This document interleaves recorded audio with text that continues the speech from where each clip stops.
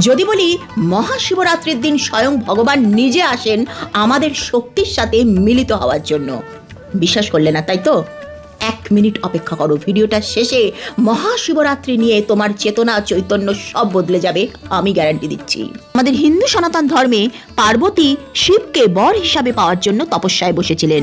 মহাদেব সেই তপস্যায় সন্তুষ্ট হয়ে বরযাত্রী নিয়ে পৌঁছে যান পার্বতীর বাড়ি। শিবের ছাই ভস্যমাখা শরীর, গলায় দুলছে বাসুকি নাগের ফনা, হাতে ডমরু, সাথে চিৎকার করে অট্টহাসি হাসছে ভূত প্রেত পিশাচ। এসব দেখে তো মা মেনকা ভয়ে শিউরে উঠলেন। কিন্তু মাতা পার্বতী শিবের এই ভয়ঙ্কর রূপ দেখার পর স্থির অবিচলিত থেকে বললেন, এই যদি আমার আরাধ্য স্বামী হয় আমি একেই স্বীকার করছি।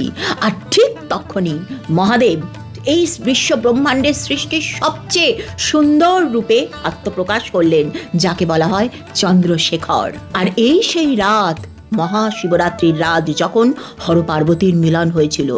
বোঝার চেষ্টা করো, গল্পের আধারে সনাতন ধর্ম আমাদের বোঝাচ্ছে মা পার্বতী আর কেউ নয়, আমাদের ভেতরের আভ্যন্তরীণ যে শক্তি, ইনার স্ট্রেংথ, আমাদের যে পাওয়ার, আমাদের যে বিশ্বাস, সেটাই হচ্ছেন মা পার্বতী।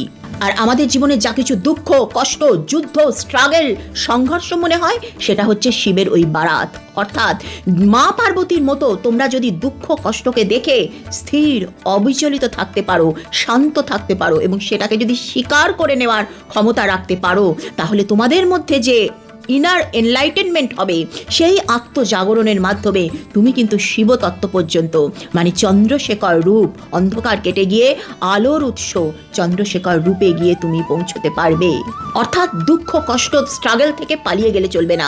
এটা হলো সেই মিডিয়াম, মাধ্যম, যার মাধ্যমে আমরা শিবতত্ত্ব পর্যন্ত পৌঁছে যেতে পারবো।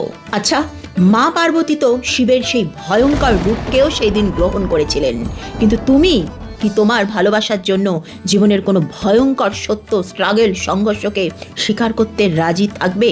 হ্যাঁ কি না প্লিজ অন্তর থেকে সত্যি কথাটা আমাকে কমেন্ট করো। ওম নমঃ শিবায়।